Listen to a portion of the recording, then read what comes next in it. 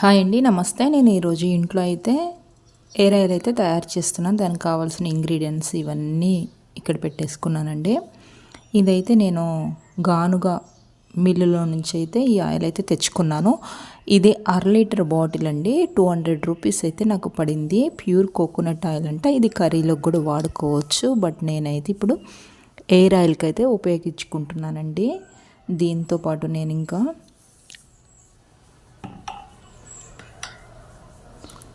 ఆముదం నూనె కూడా తెప్పించుకున్నాను. ఇది కూడా ప్యూర్ది అని చెప్పారు. పిల్లలకు కూడా పట్టియొచ్చు అని చెప్పారు. మనమైతే ఇక ఇప్పుడు దీన్ని ఆయిల్లోకి వాడుకుంటున్నాను. ముందుగా స్టవ్ వెలిగించి స్లోగా ఫ్లేమ్ పెట్టేసుకొని దానిపైన మట్టి పాత్ర పెట్టుకొని తెచ్చుకున్న ఆయిల్ అయితే వేసుకుంటున్నాను. ఫస్ట్ అయితే సగం చాలని అనుకున్నాను. కాకపోతే ఇవన్నీ పట్టాలి కాబట్టి ఇంకా ఉన్న కొంచెం కూడా ఇందులోనే వేసుకొని కొంచెం సేపు ఇది హీట్ అయ్యేదాకా కూడా పక్కన పెట్టుకోవాలి.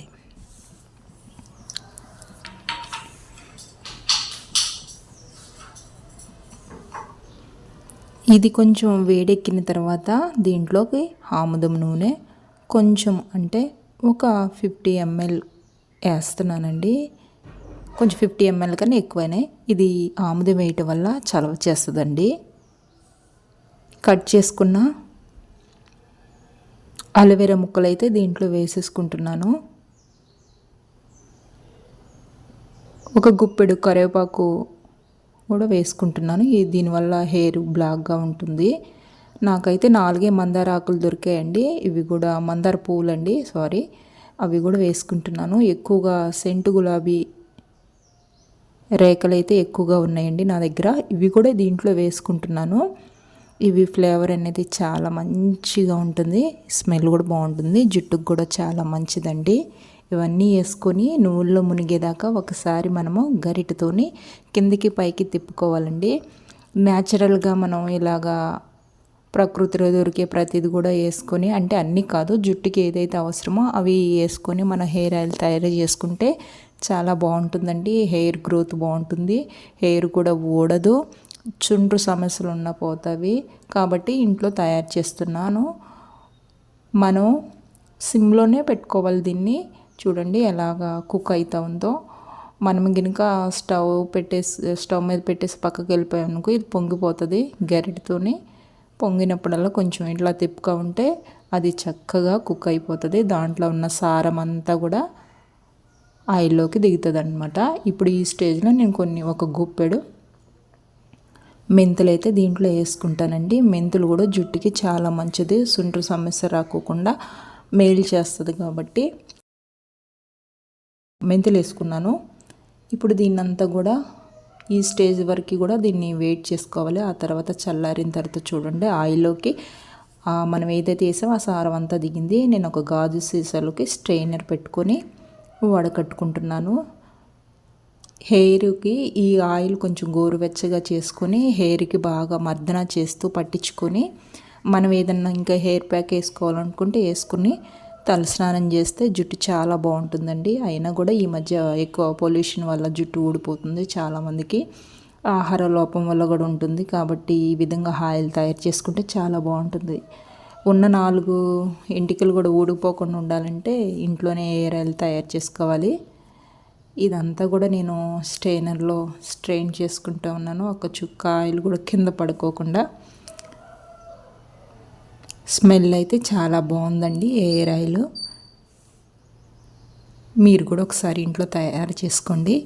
ఇదంతా నేను వడపోసుకునే టైంలో చూడండి ఎలాగా ఇదంతా కింద పడిపోయింది. నేను అప్పటికి అనుకుంటూనే ఉన్నాను నేను క్లాత్లో వేసుకోవాలని. బట్ కాకపోతే ఒక్కొక్కసారి ఇక తప్పదు, అనుకున్న పని చేయలేము. చివరికి మళ్ళీ నేను క్లాత్లో ఇదంతా వేసేసాను. ఈ పని ముందే చేస్తే బాగుండేది, నాకు రెండో పని కాకుండా ఉండేది. కానీ ఒక్కొక్కసారి తప్పదు కదా, ఇలాగే జరుగుతూ ఉంటుంది. మీరు కూడా ఈ హెయిర్ ఆయిల్ చూస్తున్నారు కదా, తయారు చేసుకోండి. చాలా బాగుంటుంది. సింపుల్గా ఉన్న ఐటమ్స్తో ఇంట్లో ఉన్న వాటితోనే తయారు చేసుకోవచ్చు. ఏయో కలిపి చేసుకోవాలంటే ఇప్పుడు అవి మనకి దొరకనప్పుడు మనం ఏం చేయలేం కదా. అందుకే నేను సింపుల్గా దీంతో తయారు చేసుకున్నాను. నా జుట్టు ఆల్రెడీ సిల్కీగా ఉంటుంది. అయినా కూడా ఇంకా సిల్కీగా అవ్వటానికి నేను మందారాకు కూడా పెట్టుకుంటూ ఉంటాను హెయిర్ ప్యాక్ లాగా. ఈ మధ్య చాలా ఊడిపోతుంది, అలా ఊడిపోకూడదు. ఊడిపోకూడదని ఆయిల్ అయితే తయారు చేస్తాను. మీరు కూడా ఒకవేళ ఇంట్లో తయారు చేసుకుంటే ఈ విధంగా తయారు చేసుకోండి. లేకపోతే మీకు నచ్చిన విధంగా అన్నీ వేసుకొని కూడా చేసుకోవచ్చు. బట్ కాకపోతే నేను చేశాను కాబట్టి మీకు చూపిస్తున్నాను. మీలో ఎంతమంది మా వీడియో చూస్తున్నారో ఒకసారి లైక్ చేయండి. ఒకవేళ కొత్తగా చూస్తే సబ్స్క్రైబ్ చేసుకోండి ఫ్రెండ్స్. మీకు గనుక నచ్చితే ఒక వీడియోకి కామెంట్ కూడా పెట్టండి, లైక్ కూడా ఇవ్వండి. నేనైతే ఈ క్లాత్లో ఉన్న ఆయిల్ అంతా కూడా వండకూడదని పిండేస్తున్నా. కానీ నేను పిండే క్రమంలోని కింద ఎంత పడుతుందో చూడండి. అది పడుతున్నా కూడా కాకపోతే నా క్లాత్లో ఆయిల్ ఉండకూడదని ఉద్దేశంతోనే మొత్తం అయితే పిండేస్తున్నా. సీసా నిండా పడిపోతుంది, కిందంతా పడిపోయింది. ఇది కూడా నాకు రెండో పని. ఎప్పుడైనా అంతే, ఒక పని మంచి చేస్తూ ఉంటే ఇంకో పనికి నాకు ఎదురు చూస్తూనే ఉంటుంది. ఏదైతేలే, ఆయిల్ అయితే రెడీ అయింది. నాకు కావాల్సింది అదే. చూడండి, ఆ ఆయిల్ స్మెల్ చాలా బాగుందండి. ఈ విధంగా ఆయిల్ అయితే తయారైంది. మీరు కూడా ఒకసారి ట్రై చేయండి. మా ఛానల్ చూస్తున్నందుకు ధన్యవాదాలు. మాకు సపోర్ట్ చేస్తున్నందుకు చాలా సంతోషపడుతూ ఉన్నాము. లైక్ చేయండి, మా వీడియోస్ని షేర్ చేయండి, కామెంట్ చేయండి, వీలైతే సబ్స్క్రైబ్ చేసుకోండి. Thank you for watching.